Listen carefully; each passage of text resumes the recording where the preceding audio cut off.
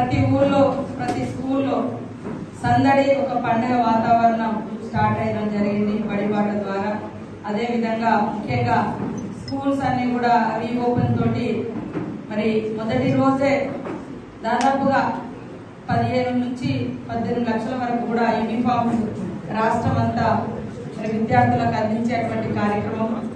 అదే విధంగా స్కూల్ కూడా ఒక పండుగ వాతావరణంలో రీఓపెన్ చేసుకొని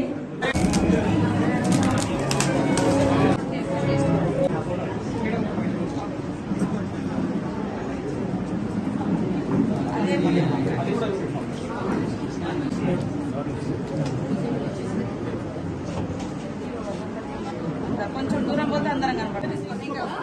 విద్యార్థులకు అవకాశం ఇవ్వాల్సిందిగా కోరుతున్నాం.